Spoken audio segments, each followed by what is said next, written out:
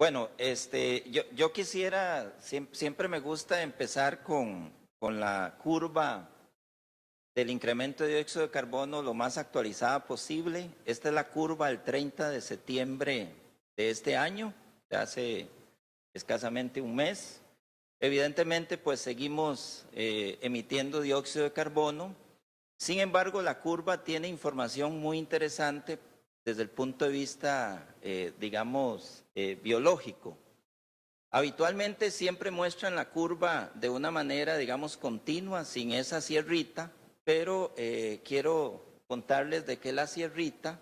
Estos son datos, digamos, del medidor de dióxido de carbono más antiguo de la Tierra. Y la sierrita es básicamente por los inviernos boreales y los veranos. Entonces, eso significa que la Tierra respira, ¿verdad? Entonces hay épocas efectivamente donde tenemos dióxido de carbono por la fijación, entonces es importante, digamos, empezar a ver que la Tierra, desde el punto de vista de los ecosistemas, la Tierra respira, ¿verdad? Es el efecto digamos, principalmente durante el verano boreal. Es importante también ver la curva como costarricenses, ver cuáles son las emisiones nuestras, y esas son nuestras emisiones de 1970 al 2015. O sea, somos un país que seguimos, digamos, bajo la regla de seguir incrementando las emisiones de dióxido de carbono, que es prácticamente el comportamiento, digamos, a nivel mundial. También es importante dónde es la importancia y por qué es necesario la conservación de ecosistemas. El 91% del dióxido de carbono que hoy emitimos, esos son datos del 2005-2014, los emitimos las actividades antropogénicas, ¿verdad? Principalmente el consumo de combustibles fósiles, la producción de alimento, la producción de cemento para la construcción, y solo el 9% proviene realmente de la conversión, digamos, de los bosques o de los humedales, por ejemplo, para actividades como la agricultura. Pero lo importante es qué se hace ese dióxido de carbono que nosotros emitimos a la atmósfera. El 44% se va a la atmósfera, el 30% a los ecosistemas y el 26% a los océanos. Esto significa que los ecosistemas, sean bosques o sean humedales o sean páramos, la diversidad de ecosistemas que hay en la Tierra, juegan un papel importantísimo en la fijación de carbono. O sea, el 30% del carbono que emitimos queda en los ecosistemas. Entonces, si nosotros seguimos arrasando los ecosistemas, pues estamos también acelerando, digamos, el proceso de calentamiento, digamos, de la Tierra. Entonces, no solo es un tema de aumento de dióxido y calentamiento, sino es un tema de que también tengo que cuidar, digamos, lo que nosotros llamamos los sumideros. Ese dióxido de carbono también les han dicho que la temperatura de la Tierra hasta diciembre del 2016, este es un dato que se saca anualmente, la Tierra, el promedio mundial de calentamiento de la Tierra ya anda en el orden de un grado centígrado, y aquí pueden ver las variaciones entre 1884, 1979 y el 2015. Algo importante es que la Tierra no se calienta uniformemente, tenemos calentamientos mayores a nivel del Ártico, y esto tiene, digamos, otras repercusiones sobre el clima global de la Tierra, empezando, digamos, por el aumento del nivel del mar. Pero vengámonos un poquito, empecemos también a bajar localmente. Esta es el incremento de la temperatura de Costa Rica, el promedio de Costa Rica entre 1825 y el 2013. En las publicaciones científicas más recientes relacionadas con el clima en Centroamérica advierten que Centroamérica en los últimos 60 años se ha calentado un grado centígrado. Y si nos vamos más abajo, ¿verdad? Solo para mostrarles, procesé datos de Montes de Oca y datos de Garavito, aquí donde estamos. Hoy, disponemos de datos prácticamente para todo el país y para toda la región centroamericana. Y lo que tienen aquí es la tendencia, la temperatura promedio entre 1979 y más o menos hasta el 2015 son lecturas de estaciones meteorológicas proyectadas al 2050. ¿Verdad? Efectivamente, por ejemplo, si ven un Montes de Oca, donde está la UCR, hay una tendencia prácticamente de calentamiento en el orden, digamos, de los 2 grados, y esto es solo utilizando, digamos, el escenario más benigno, digamos, por decirlo de alguna manera. Y aquí en Garavito, donde estamos, estamos hablando, digamos, al 2050 en este escenario, más o menos de un calentamiento hasta de 4 grados, digamos, en la variabilidad. En Costa Rica tenemos una variabilidad muy grande digamos, en este tipo de datos, y tenemos regiones donde el calentamiento, digamos, a fin de siglo podría ser en el orden de más 7 grados, ¿verdad? Entonces, es importante, digamos, ver que Costa Rica, al ser tan pequeño, tiene una variabilidad muy grande para abordar, digamos, este tema. En el tema de la lluvia, la cosa es diferente. A nivel global, lo que se ha notado es un aumento. O sea, al haber mayor temperatura en la atmósfera, vamos a tener mayor vapor de aire en la atmósfera, y eso lo que está originando es justamente la intensificación de las lluvias. Entonces, en las revisiones, digamos, del conocimiento que se tiene sobre Centroamérica y que está publicado científicamente, lo que se dice es que en Centroamérica, si bien es cierto, no ha cambiado la cantidad de lluvia, digamos, en términos globales, lo que sí es cierto es que ha cambiado, se ha intensificado las lluvias, y esta intensificación es que cae la misma cantidad de lluvia, pero en periodos de tiempo más cortos. Entonces ahí es donde empezamos a ver las inundaciones de las ciudades, ¿verdad? Que en la forma más simple se la atribuimos a los desechos en las alcantarillas. En la explicación más científica es básicamente que estamos intensificando las lluvias, estamos cada vez poniendo más adoquines por todo lado en los parques y cimentando las ciudades, y por el otro lado tenemos un sistema de alcantarillado en muchísimos casos hecha en los años 30, en los años 50. Entonces lo que estamos viendo realmente es una sumatoria, digamos, de efectos, donde hay que entender que el cambio climático lo que viene a hacer es a amplificar muchas de las cosas que eventualmente, digamos, no le hemos puesto atención en el pasado. El otro tema importante es el tema de los ciclones tropicales, que el colega que estaba anteriormente hablaba, y básicamente lo más preocupante que hay alrededor de los ciclones, y que ahora voy a mostrar una imagen por qué se explica, digamos, es la intensificación de los huracanes. En la literatura científica, el número de huracanes anuales es el mismo. No hay una variación, digamos, a nivel global. Lo que se ha notado y todavía está en discusión, digamos, son esas discusiones científicas, es la intensificación. Pero los datos que existen en el último informe sobre el estado de cambio climático mundial, lo que se ve es que en 1980 existieron 15 huracanes categoría 4 y 5, en 1999 y en la última década 39. Entonces sí se observa una intensificación, digamos, en las categorías 4 y 5, y que este año pues lo hemos visto, digamos, con muchísimo más fuerzas. Estos datos provienen, digamos, del conocimiento que se tiene de 200 años sobre el comportamiento de los ciclones tropicales a nivel del Atlántico y el Pacífico de la región nuestra. Otra cuestión que estamos viendo no solo es un tema del calentamiento de la temperatura superficial de la Tierra, sino es el calentamiento de la temperatura superficial del mar.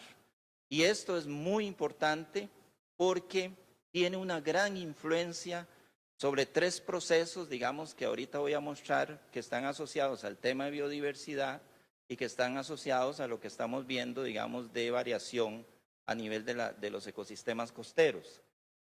Esto es la tendencia histórica de la temperatura superficial del mar Caribe entre 1985 y 2009. La tendencia es a un incremento de 0.29 grados por década y esto tiene implicaciones y explica un poco la intensificación de los huracanes. Los huracanes toman la energía de la temperatura superficial del mar. Entonces, si tenemos un mar más caliente, es como el combustible.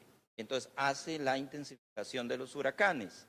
Otro fenómeno que provoca, y ahorita vamos a ver sus efectos, es el aumento del nivel del mar. Cuando el agua se calienta, si ustedes ponen a hervir agua y se descuidan, el agua se va a regar.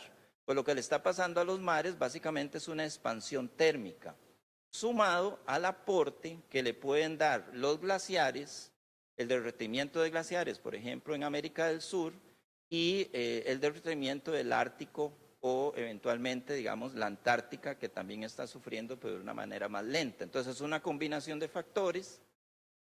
Y el otro fenómeno que ahora les voy a contar lo que está pasando en Monteverde es que las nubes que llegan del Caribe hacia el país se forman justamente en el Mar Caribe.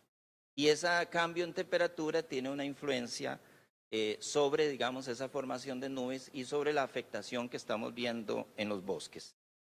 Pero voy a empezar a mostrarles, digamos, lo que estamos evidenciando y el tema de las costas es uno de los temas, digamos, donde la evidencia es más fácil de observar y es donde la gente está empezando a sufrir.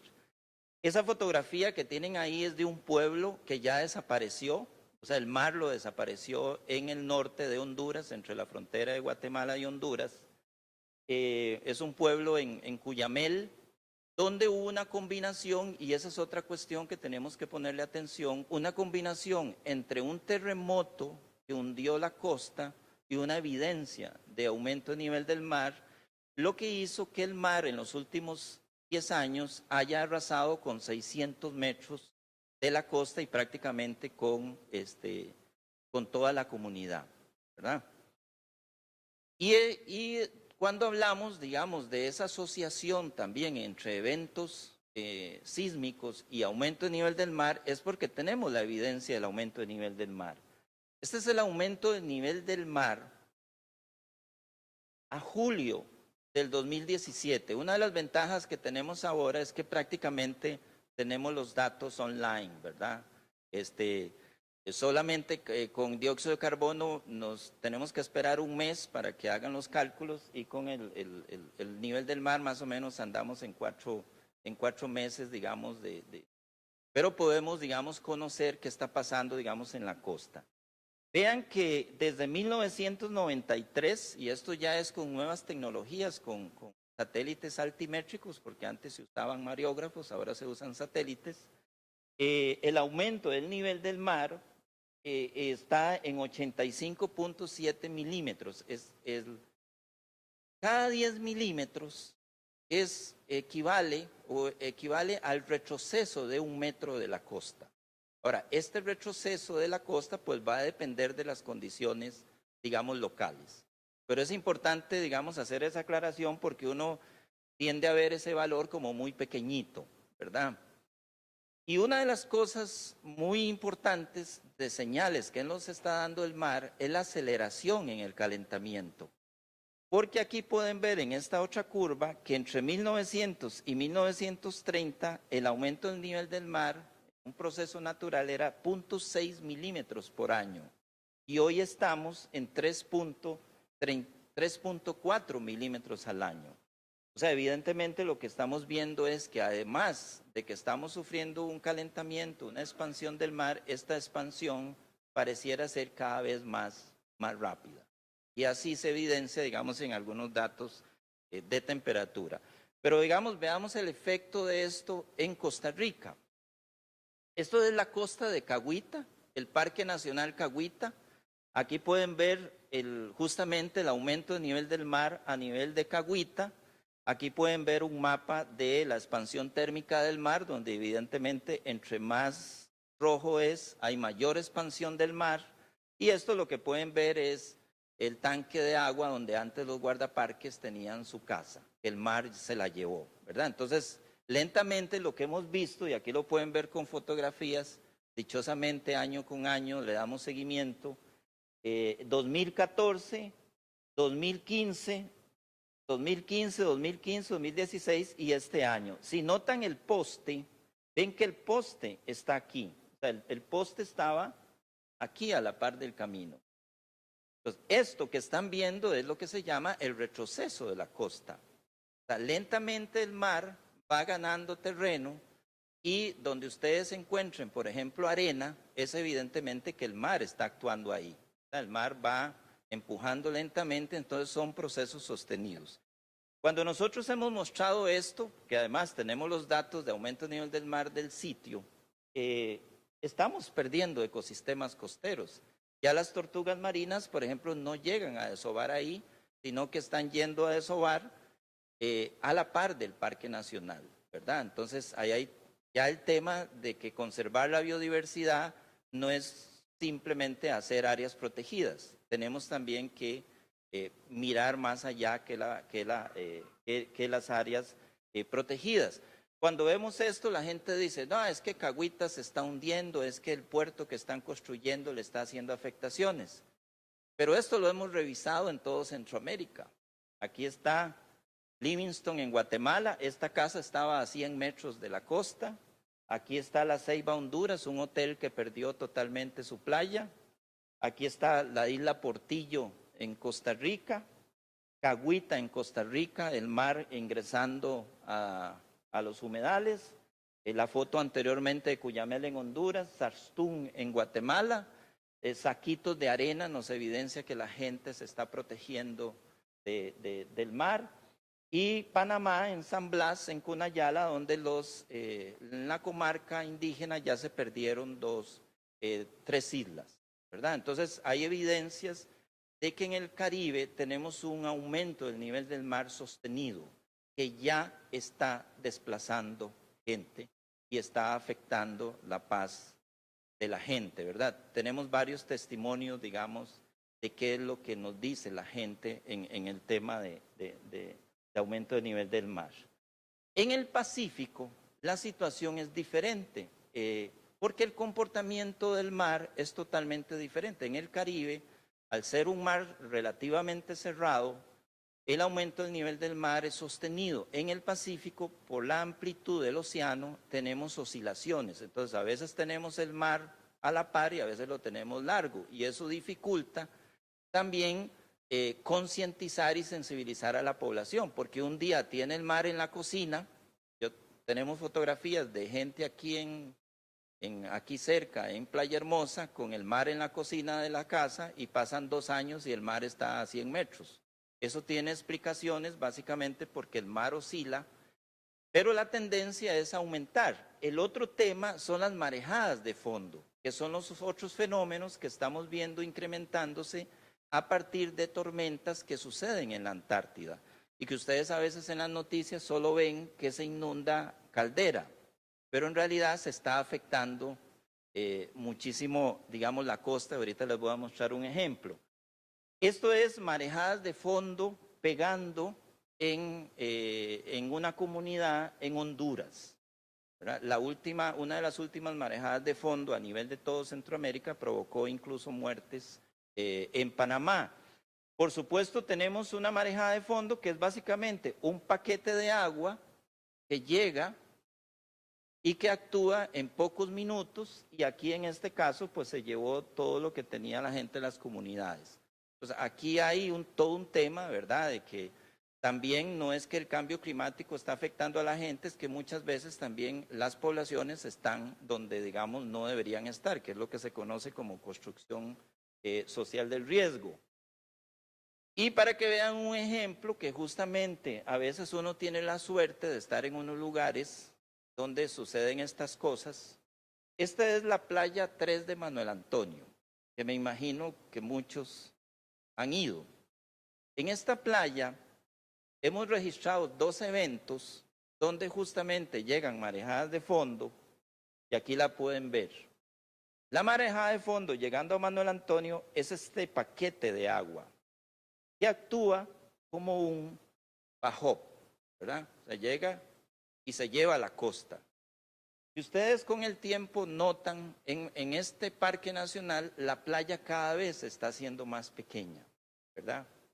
Entonces, estamos viendo fenómenos, digamos, que tienen que ver con una combinación de factores, ¿verdad? Que no solo es nivel del mar, sino también es generación de marejadas de fondo y de muchísimas, digamos, situaciones que encontramos o que se combinan, digamos, en el tiempo, en determinado tiempo. Muy pocos costarricenses saben que Manuel Antonio de vez en cuando esas playas las reconstruyen con un tractor, ¿verdad? Cuando pasó este evento, inmediatamente se metieron 2 tractores para tratar de volver a hacer la playa, ¿verdad?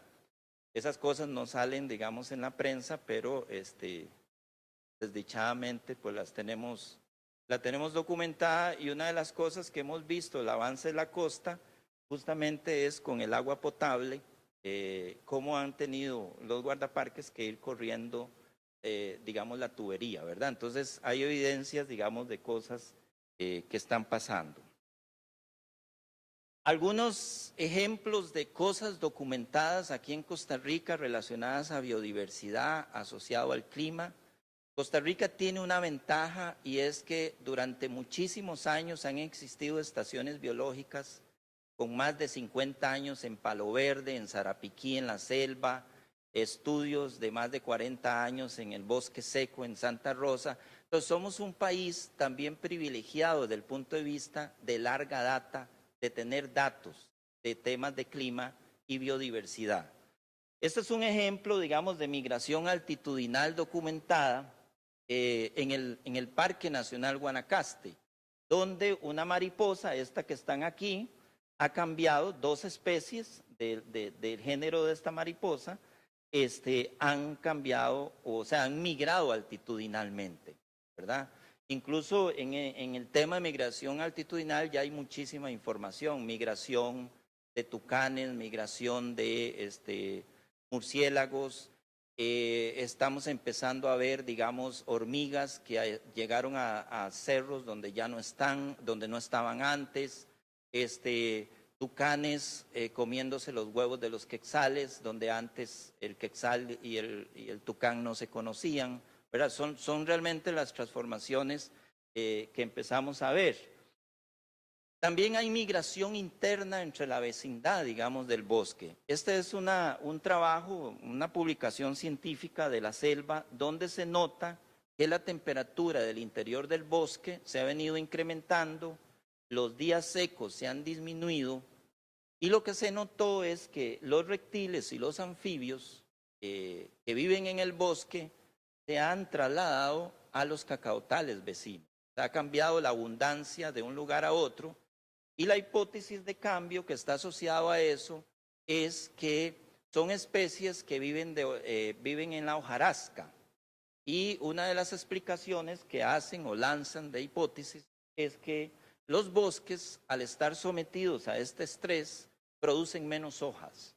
Entonces, al producir menos hojas, pues se forma menos hábitat, digamos, para estas especies que viven en la hojarasca.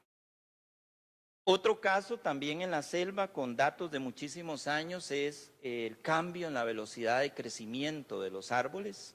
Aquí lo que se nota es crecimiento de algunas especies de árboles y aquí a partir de los 90 empieza a verse, digamos, un cambio, un letargo. O sea, también los bosques están sufriendo con el cambio climático y el sufrimiento, digamos, en este ejemplo, tiene que ver con, ok, crezco más lentamente, ¿verdad?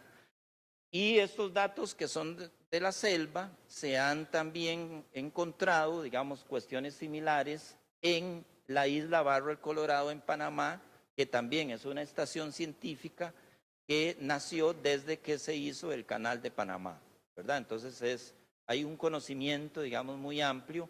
Y en este caso, digamos, ahí también los árboles han tenido pérdidas entre 24 y 71% en la velocidad, digamos, de crecimiento. Entonces, tenemos que seguir pensando que no solo los humanos, sino también la biodiversidad, pues está cambiando y tratando, digamos, de adaptarse.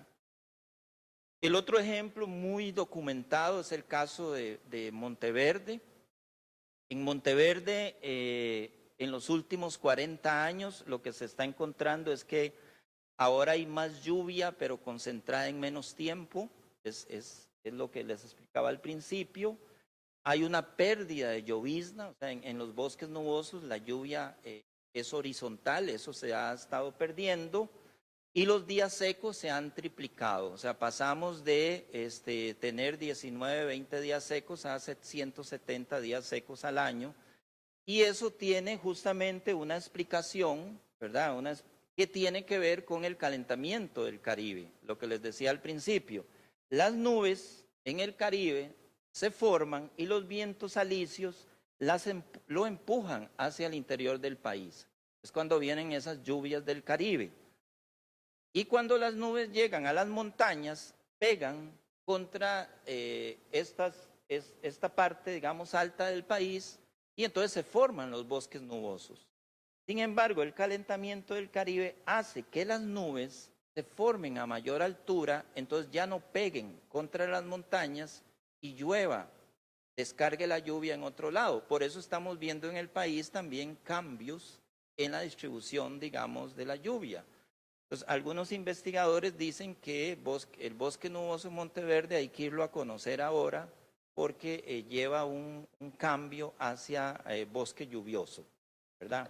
Es importante, digamos, este tipo de detalles. También ya yéndonos, digamos, a especies, el tema de la documentación, por ejemplo, en los caimanes que están en Caño Negro, que se han hecho investigaciones de proporción de sexos, lo que se ha visto es que en los últimos años, aló, aló,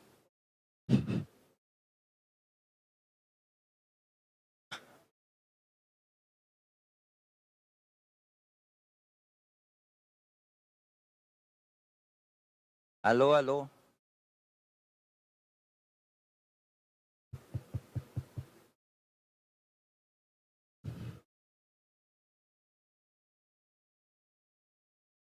aló, aló, ok, bueno, fue culpa del cambio climático, como le echamos toda la culpa, ¿eh? Bueno, les estaba diciendo que en Caño Negro, digamos, se ha observado un sesgo hacia los machos y eso puede estar asociado justamente a un incremento en la temperatura local, pero también está asociado a que los caimanes construyen los nidos a 6 metros de la orilla del río. Pero esta orilla del río la hemos destruido y hemos quitado los árboles. Entonces es un tema del uso de la tierra versus los cambios en el clima, digamos, esa combinación que estamos viendo entre el tema climático y el tema no climático. Otro ejemplo, digamos, documentado no solo en términos de desplazamiento de la especie, sino en términos también de lo que nos cuentan los indígenas Malecu tienen una costumbre ancestral en Caño Negro, de como las lagunas de ahí son estacionales, hay una época del año en que van a cosechar todo lo que queda en la laguna. En el último año la laguna se secó un mes antes. Entonces ahí, digamos, los mismos pobladores nos cuentan, digamos, de cambios que están habiendo que hacen que las especies salgan del refugio y vayan a las fincas ganaderas, digamos, a las lagunas que van quedando, ¿verdad? Entonces, nosotros combinamos, digamos, el dato científico que uno puede sacar del clima, el dato biológico, más lo que las comunidades, digamos, nos cuentan. Yo quiero aprovechar el tema de la ciudad, porque el tema de la ciudad nosotros empezamos a ver el tema de cambio climático en la ciudad desde una perspectiva de biodiversidad, de aprovechar la oportunidad de que nuestras ciudades se tienen que hacer más verdes y también pues con la conciencia de que prácticamente la familia vive en la ciudad. ¿Y por qué la ciudad? Si nosotros miramos cómo cambiamos los costarricenses, si antes, en 1960, 3 de cada 10 costarricenses vivíamos en ciudad. En 2016, 8 de cada 10 costarricenses vivimos en zonas urbanas. Esto significa que el tema de cambio climático en la parte urbana es fundamental empezar, digamos, a abordarla desde todos, digamos, los ángulos. Este dato salió el lunes, justamente el lunes que salió el informe del 2017 de temperaturas de la Tierra. Cada vez hay más personas en la Tierra expuestas a olas de calor. Estamos hablando de que en el año 2000, ¿verdad? Del año 2000 al año 2016, en la escala estamos hablando de millones de personas. Aquí estamos hablando de 175 millones de pobladores del mundo expuestos a olas de calor. Y cuando hablamos de olas de calor, lo que estamos hablando es de anomalías climáticas que suceden y que se pueden ver muy amplificadas a nivel de las ciudades. Aquí tienen las temperaturas récord de este año. Pakistán, 54 grados centígrados. Irán 53, Shanghái 40, Córdoba 40, Granada 45, San Francisco 41, Santiago, Chile 37 y Puerto Madryn, Argentina, que fue la ciudad más caliente en el 2017 en toda América, con 43 grados. Entonces estamos hablando de uno de los temas, digamos, que se empiezan a abordar, digamos, a nivel de cambio climático y tiene que ver justamente con el tema de las islas de calor, que básicamente una isla de calor es la dificultad que tienen las ciudades para soltar el calor durante las noches, ¿verdad? Y para que vean algunos ejemplos de datos documentados científicamente, por ejemplo, la ciudad de Nueva York tiene una variación entre 2 y 3 grados entre la periferia y el interior de la ciudad.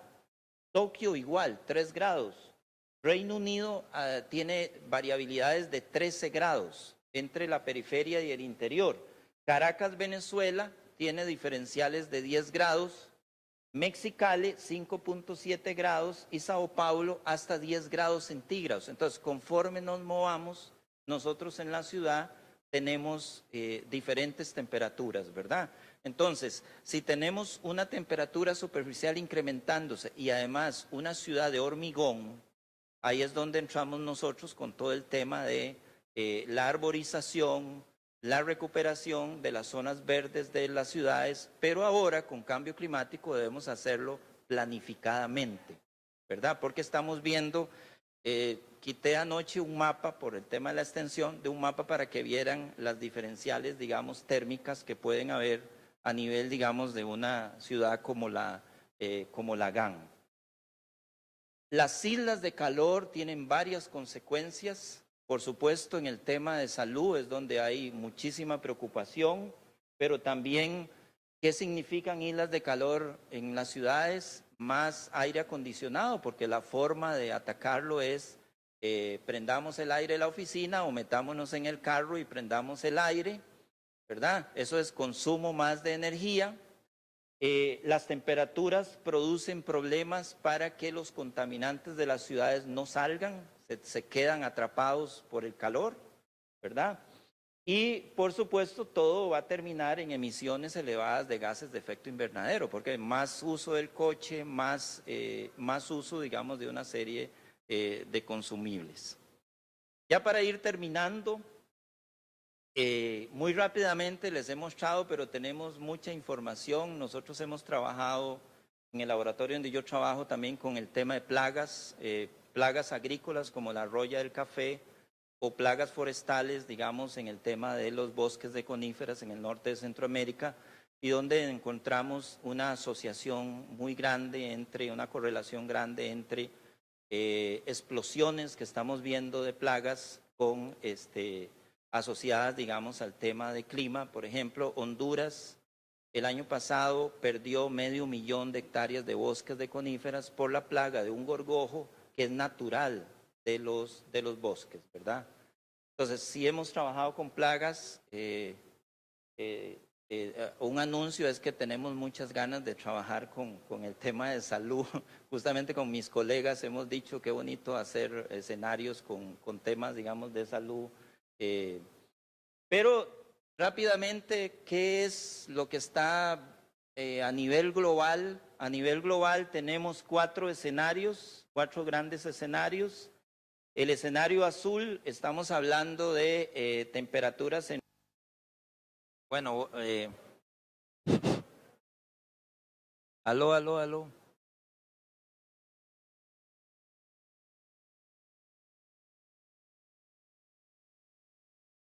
Aló. Ok, termino ya con 3 laminitas más. 3 cosas con estos escenarios. Ay, Dios santo. Ok. 3 cosas, 3 mensajes. El primero es que el Acuerdo de París quiere seguir la ruta azul. Lo que los países llevaron a París sigue la ruta, esta otra ruta. O sea, lo que los países en este momento pusieron sobre la mesa de París es un calentamiento de la Tierra de 3 grados. Entonces las discusiones siguen. El esfuerzo de reducir emisiones son muy grandes. Y en el mundo real, ya no político, la línea negra es cómo vamos. O sea, en otras palabras, en el mundo real, la sociedad mundial está montado sobre el peor escenario, sobre el escenario del calentamiento de los 3 o 5 grados. Entonces tenemos esas 3 cosas. Lo que realmente estamos haciendo, lo que los políticos dijeron que querían hacer y lo que el Acuerdo de París quiere hacer, ¿verdad? Entonces todavía en términos de emisiones estamos en esas discusiones. ¿Qué le espera a Centroamérica en términos, digamos, de emisiones? Centroamérica es una de las zonas a nivel global con más señales de sequía, o sea, con una frecuencia mayor, un incremento en el número, digamos, de sequías, siendo la parte de Centroamérica, la parte norte, digamos, la más, con mayor intensificación. En la parte de, en la parte de extremos cálidos, también Centroamérica presenta magnitudes, digamos, importantes de cambio en los próximos años. Y también es importante el tema del aumento en la intensidad de la canícula, o sea, un aumento en esa disminución de lluvias. Y aquí es donde viene el tema, ¿por qué metí el tema en ciudades? Porque las olas de calor que no tienen antecedentes históricos en Centroamérica tienen una señal con una alta certidumbre. O sea, una de las cosas que dice el último informe del IPCC es que van a aparecer también cosas que nosotros históricamente no hemos visto, ¿verdad? Y entonces, en el tema de cambio climático, no solo es adaptación a lo que nosotros tenemos acostumbrados, a sequías, a inundaciones, sino vamos a tener que desarrollar alternativas de adaptación a eventos a los cuales la sociedad costarricense nunca ha estado expuesto, la centroamericana. El ejemplo del huracán Otto es un buen ejemplo de un fenómeno donde, si bien es cierto, en los últimos 200 años sí han pegado tormentas tropicales sobre Centroamérica, sobre Costa Rica, es la primera vez que un huracán atraviesa el país. Y eso es una señal de que también uno de los mensajes del IPCC es que tenemos que prepararnos también para lo inesperado. Y ahí es donde la ciencia juega un papel, digamos, también importante de no acostumbrarnos a lo que, como les decía, a sequías, a inundaciones, a lluvias fuertes, cuando en realidad pueden aparecer nuevos eventos no conocidos. Bueno, muchas gracias por la atención. Ese es mi nieto, entonces me gusta poner esa foto porque es como mi nieto viendo el futuro y en el cual pues me veo muy responsable de lo que le pueda pasar a la Tierra si lo seguimos calentando de la manera en que lo estamos haciendo. Muchas gracias.